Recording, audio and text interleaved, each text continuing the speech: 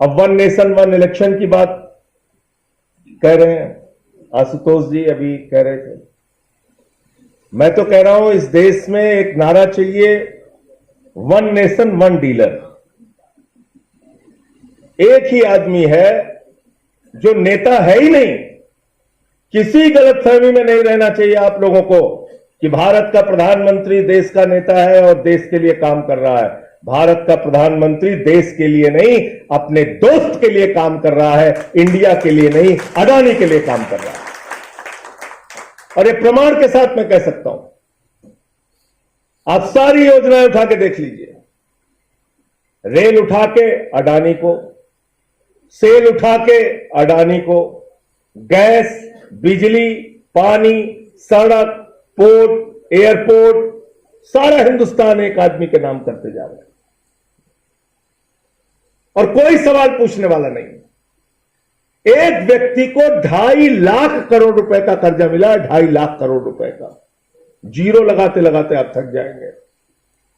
आपको 2.5 लाख रुपए का अगर कर्जा चाहिए अपने बच्चे की पढ़ाई के लिए या रेडी पे दुकान लगाने के लिए, तो आपके चप्पल घिस जाएंगे, इतने कागज आपसे मांगे ही जाएंगे, आपको देते देते मुश्किल हो जाएगी। लेकिन एक व्यक्ति जो नरेंद्र मोदी का दोस्त है, उसको 2.5 लाख करोड़ रुपए का कर्जा मिला हुआ है, 2.5 लाख करोड़ रुपए का। अभी मैंने पार्लियामेंट में एक लिस्ट पढ़ी और वो लिस्ट मुझे लोकसभा में मिली थी, लोकसभा के एक जवाब से मिली थी। लोकसभा के एक सांसद ने पूछा कि इस देश के पूंजीपतियों का कितना कर्जा आपने माफ किया है एनसीएलटी के जरिए। एक इन्होंने ट्रिब्यूनल बनाया है, नेशनल कंपनी लॉ ट्रिब्यूनल, उसमें लोन का सेटलमेंट करते हैं और 5,40,000 करोड़ रुपए 43 कंपनियों का बाकी था, 3,53,000 करोड़ रुपए माफ कर दिया गया। 3,53,000 करोड़ रुपए। क्या हो रहा है इस देश में? कहीं किसी को पता भी नहीं है ये मुद्दे। 3,53,000 करोड़ रुपए इस देश की तरक्की में लग जाए, रोजगार में लग जाए, शिक्षा में लग जाए, इलाज में लग जाए, हिंदुस्तान दुनिया के नंबर 1 के देशों की लड़ाई में आगे आ जाएगा। लेकिन उस पर बात नहीं होती, आर्थिक मुद्दों पर बात नहीं होती, घुमा फिरा के हिंदू मुसलमान का मुद्दा, जिसमें बीजेपी बहुत कंफर्टेबल है।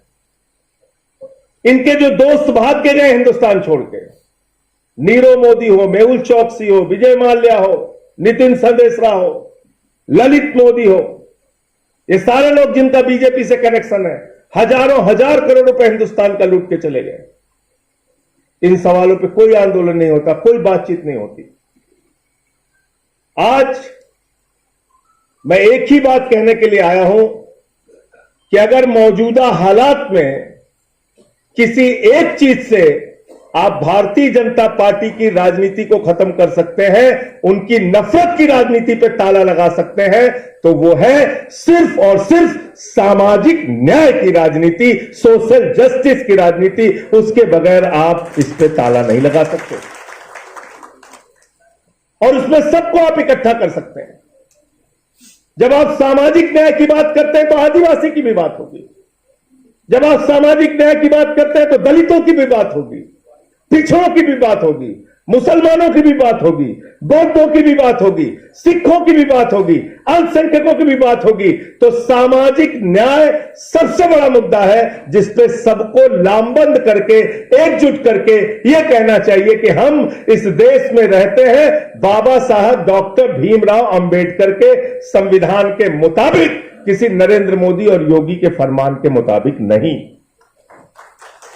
यह आपको बोलना पड़ेगा। और जब यह आप बात बोलते हैं तो तस्वीर बिल्कुल खुले तौर पे साफ दिखाई पड़ती है। आपको लगता होगा कि इस देश में मुसलमानों के साथ अत्याचार हो रहा है, इससे इनकार नहीं है। लेकिन आप जरा उस दलित परिवार के बारे में सोचिए जिसका बेटा सीआरपीएफ का जवान है। इसी बुलंदशहर में शादी में उसको घोड़ी पर नहीं बैठने दिया जाता।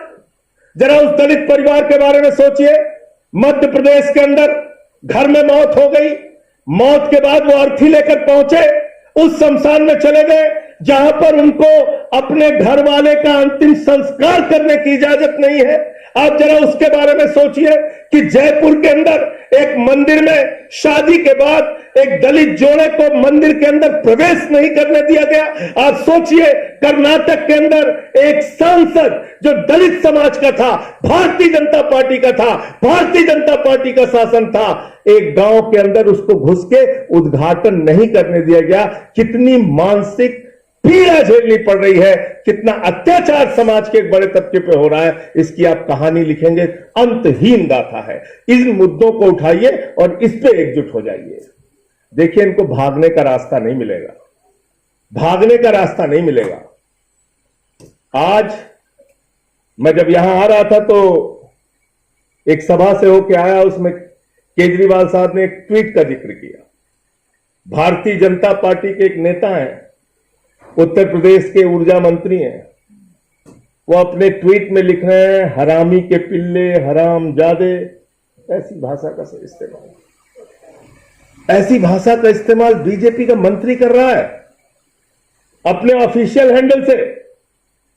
यह हो रहा है इस देश के अंदर। खुली छूट है नफरत फैलाने की, समाज को बांटने की। आज सवाल पूछा क्यों नहीं जाता? मैं तो बार बार कहता हूं, जैसे ही रामनाथ कोविंद जी देश के राष्ट्रपति बने, पूरे देश में बीजेपी वालों ने डंका पीटा, देखो हमने एक दलित समाज के व्यक्ति को राष्ट्रपति बना दिया, देखो हमने एक दलित समाज के व्यक्ति को राष्ट्रपति बना दिया। लेकिन जब राम मंदिर का शिलान्यास हो रहा था तो बीजेपी अपनी मानसिकता से बदली नहीं। उन्होंने कहा मोदी जी जाएंगे, योगी जी जाएंगे, राज्यपाल आनंदीबेन पटेल जाएंगी। मैं सवाल पूछना चाहता हूं इस सभा में, जब योगी जी मुख्यमंत्री के तौर पे जा सकते हैं, उनके साथ राज्यपाल आनंदीबेन पटेल जा सकती हैं, देश के प्रधानमंत्री नरेंद्र मोदी जा सकते हैं, तो देश के राष्ट्रपति रामनाथ कोविंद क्यों नहीं जा सकते? क्योंकि वो दलित समाज के हैं, उनसे मंदिर का शिलान्यास नहीं कराया जाएगा।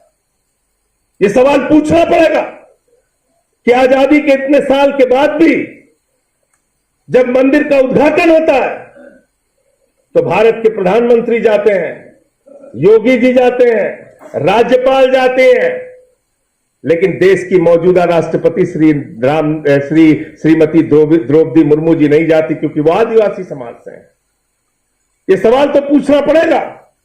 इस देश में समाज के बड़े तबके के साथ जो अन्याय हो रहा है, अगर अत्याचार हो रहा है, अगर उस मुद्दे को आप आगे लेके आएंगे तो वो बड़ा मुद्दा होगा, और उस मुद्दे में 85% जनता एक साथ खड़ी होगी, और उसके जवाब में बीजेपी आपके सामने नहीं खड़ी हो सकती। उनकी गंदी राजनीति, उनकी नफरत की राजनीति नहीं खड़ी हो सकती। अभी जैसे वक्फ का सवाल है, मैं जेपीसी का मेंबर भी हूं, ऐसे ऐसे उसमें क्लॉज लिखे हैं, आप देखेंगे हैरान हो जाएंगे। ऐसे ऐसे क्लॉज डाल दिए हैं। तो ये मत समझिएगा कि आज मुसलमानों की जमीन कब्जा करने की योजना है तो बाकी सब बच जाएंगे, नहीं। और मैं तो कहता हूं बुलडोजर के बारे में कि बुलडोजर बहुत बेवफा है, किसी का सगा नहीं है। छतरपुर में मुसलमान के घर पे चला, फिर नोएडा में त्यागी जी के घर पे चला, फिर त्यागी जी ने आंदोलन किया तो बंसल जी के घर पे चला, फिर अयोध्या में चला, फिर काशी में मंदिरों पे चला बुलडोजर।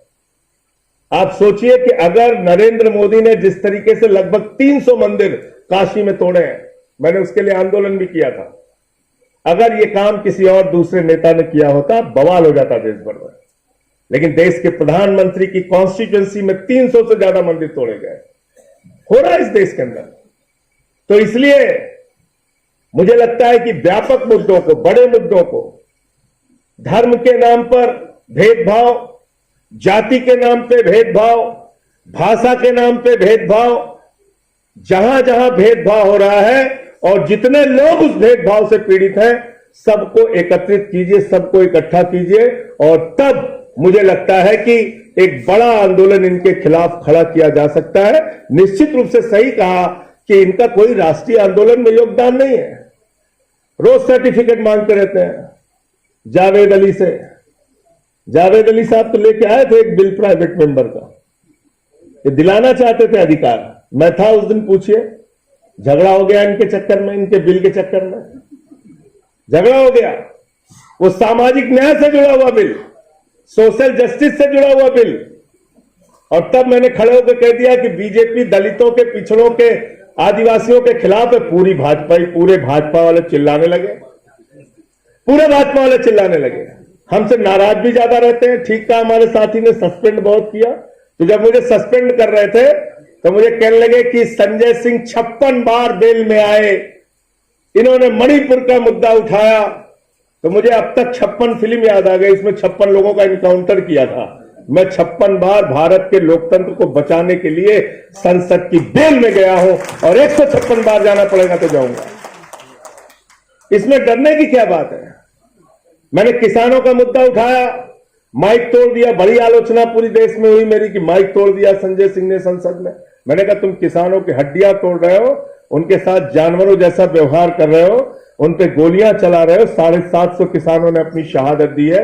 अगर तुम हड्डियां तोड़ सकते हो तो उसके जवाब में मैंने माइक तोड़ा है, लोगों को जगाने के लिए, आपको होश में लाने के लिए। हम करेंगे। 11 महीने मुझे सस्पेंड रखा।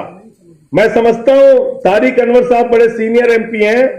भारत के इतिहास में आजादी के बाद से लेकर अब तक मेरे ख्याल से सबसे लंबा सस्पेंशन पीरियड संजय सिंह का है। 11 महीने मुझे सस्पेंड रखा।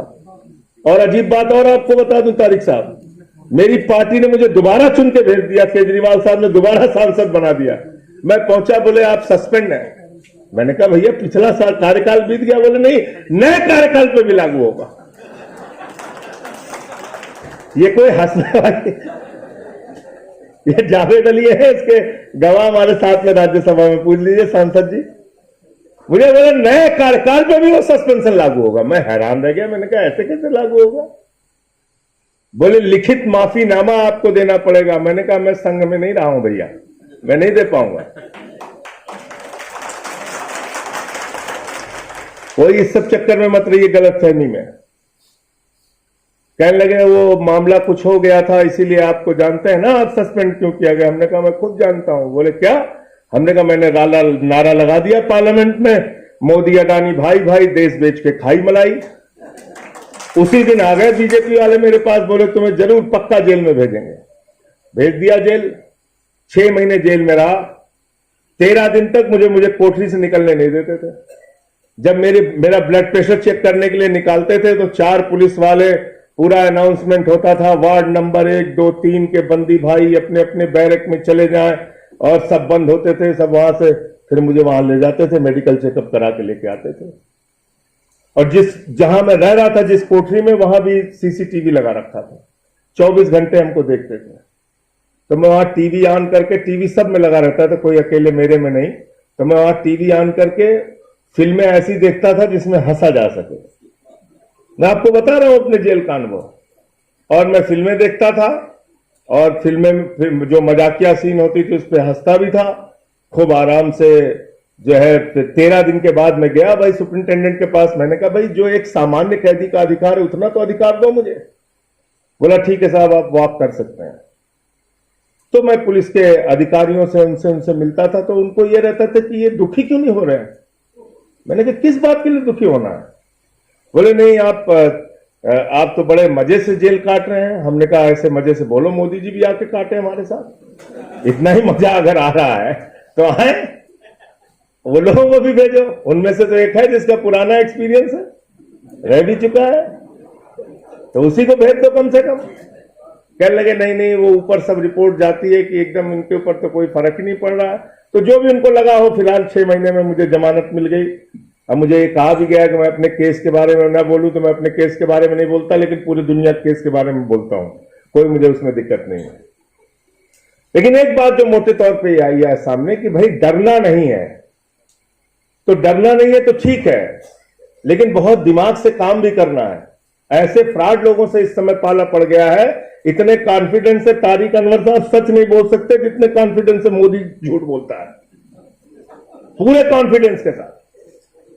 बताइए, कहता है सिकंदर जब बिहार में आया था तो बिहारियों ने मार के भगाया था। तो तारिक अनवर साहब इतिहास की किताब पलटने लगे, बोले सिकंदर तो कभी बिहार में आया ही नहीं। फिर कहने लगे कि भारत की आबादी 600 करोड़ है, उनके बीच से मैं जीत के आता हूं। मैंने कहा 144 करोड़ से तो निपट नहीं पा रहे हो, 600 करोड़ आबादी। फिर गए हमारे यहां संत कबीर नगर खलीलाबाद में, तो कहने लगे बाबा संत कबीर, बाबा गोरखनाथ, बाबा गुरु नानक देव एक साथ बैठ के मीटिंग करते थे। अब उनके जीवन काल में कई कई साल के अंतर है, 100 साल के करीब अंतर। तो इतने कॉन्फिडेंस से बोले गैस से, नाली के गैस से चाय बना लीजिए आप लोग। कोई भी मूर्खता की बात है, पूरे कॉन्फिडेंस के साथ, पूरे कॉन्फिडेंस के साथ। देश में कोरोना से लोग मर रहे हैं, हमारे देश का प्रधानमंत्री कह रहा है ताली बजाइए, थाली बजाइए, सब पीट रहे थाली। बड़े बड़े स्टार, पढ़े लिखे लोग, साइंटिस्ट, आईआईटीएन, प्रोफेसर। रतनलाल जी इसमें नहीं थे सामने।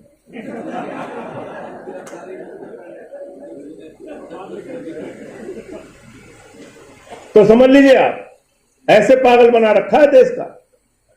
थाली बजा रहे हैं सब कोरोना में, और बड़े बड़े स्टार वीडियो बना के देखिए, मोदी जी हमने थाली बजाया, हमने ताली बजाया। ये हो रहा, बड़े बड़े स्टार, किसका नाम लिया जाए, किसका नाम लिया जाए। ऐसे देश की हालत कर दी, और नाम ऐसा शानदार देते हैं कि जब मतलब जीएसटी लागू किया इस देश में। सोचिए आप, बोले रात में 12 बजे भारत के अंदर एक नई आजादी का उदय होने जा रहा है, पूरा देश नई आजादी के उदय में लग गया। अब बोले लता मंगेशकर का गाना आप सुनिए, अमिताभ बच्चन को देखिए, रात में 12 बजे जीएसटी पास होगी। मतलब इस देश ने 5% का टैक्स बढ़ा के 28% कर दिया मोदी जी ने, उसका जश्न मनवाया सबसे। बोले जश्न मनाओ, सब लोग मना रहे हैं, जश्न मना रहे हैं। जो आदमी ये कहता है 50 दिन मेरे भाइयों बहनों दीजिए, नोटबंदी किया हूं, अगर इसका फायदा आपको नजर नहीं आया, किसी चौराहे पे मुझे खड़ा करके गोली मार दीजिए। इतनी अतिवादी बातें बोलना। इतना काला धन लाएंगे, 15 लाख हर खाते में जमा हो जाएगा। हमारे यहां मथुरा में घटना हुई, एक लड़का पकड़ के थाने में पीटने लगे, 8 लाख रुपए का कर्जा था। उसने थानेदार से कहा कि अब होशियार हो जाना थानेदार साहब, अब आगे मत मारना, 15 लाख आ रहा है, 8 लाख दे देंगे, 7 लाख आपको, उसमें से कुछ पैसा भी दे देंगे। ये हालत कर रखी है इस देश की। इसलिए आपके मुद्दे पे तो बात होती नहीं, ना रोजगार पे। नाम भी बहुत तगड़ा तगड़ा, जैसे अग्निवीर, बहुत शानदार बड़ा सा नाम दे दिया। बोले अग्निवीर बन जाओ सब लोग, अग्निवीर बनिए। और मुझसे बीजेपी वाले कहने लगे कि अरे मतलब आप अग्निवीर को कमजोर समझ रहे हैं। हमने कहा मैं बहुत मजबूत समझता हूं, जितने बीजेपी के सांसद हैं सबके लड़कों को अग्निवीर बनाओ, सबको बनाओ अग्निवीर। अमित शाह का लड़का जैसा, जिसको बल्ला पकड़ना नहीं आता, वो बीसीसीआई का चेयरमैन बनेगा, और हमारे घर का लड़का अग्निवीर बनेगा। 4 साल के ठेके पे आप भारत की सेना को रखेंगे, और उसके बाद आप राष्ट्रवादी भी हैं। इसलिए इनसे किसी राष्ट्रवाद के सर्टिफिकेट की आवश्यकता नहीं है। मैं फिर दोहरा रहा हूं, बीजेपी की सांप्रदायिक राजनीति का सामना करने के लिए, बीजेपी की नफरत की राजनीति का सामना करने के लिए, बीजेपी की डिवाइड एंड रूल राजनीति का सामना करने के लिए, बीजेपी की बांटो और राज करो की नीति का सामना करने के लिए सामाजिक न्याय के सिद्धांत पर देश को लामबंद करना होगा, तभी इनको हराया जा सकता है। वरना तो रोज धर्म खतरे में पड़ा रहता है, किसी न किसी का धर्म रोज खतरे में पड़ा रहेगा। इसका कोई समाधान नहीं, इसका समाधान एक ही है, सोशल जस्टिस। उस मुद्दे पे बात कीजिए। जब आप इनसे कास्ट सेंसस पे बात करेंगे, ये दौड़ के भागेंगे। इससे आप जातीय जनगणना पे बात कीजिए, संविधान पे बात कीजिए, दौड़ के भागेंगे। ये आपके सामने टिक ही नहीं सकते, कभी नहीं टिक सकते। और राष्ट्रवाद की तो कभी कोई इनसे बात करने की जरूरत, जिन लोगों ने 53 साल तक तिरंगा झंडा नहीं फहराया अपने मुख्यालय पर, वो राष्ट्रवाद की बात करते हैं। वो लोग राष्ट्रवाद की बात करते हैं जिन्होंने पठानकोट में आईएसआई को बुला के जांच कराई। तो इसलिए इसका जवाब सिर्फ और सिर्फ सामाजिक न्याय की लड़ाई है, सोशल जस्टिस की लड़ाई है। और उसमें 85% देश का जनमानस जो आज अपने अपने अधिकारों के लिए लड़ रहा है, उसको एक साथ लाना पड़ेगा। और ऐसे में ये जो गैर राजनीतिक संगठन है, इनकी बड़ी भूमिका है, क्योंकि राजनीतिक संगठनों के साथ एक समस्या ये आती है कि जैसे ही आप कोई बात करते हैं, वो जोड़ लिया जाता है कि भाई ये राजनीतिक है। तो इसलिए आप राजनीतिक लोगों को भी बुलाइए, उसमें कोई सभी दलों को बुलाइए, लेकिन ऐसे प्रयास, ऐसे विचार गोष्ठी, ऐसे मंथन, इसकी बहुत जरूरत है। बहुत बहुत शुक्रिया, बहुत बहुत धन्यवाद, आपने मुझे बुलाया और इतना अपनी बात रखने का मौका दिया।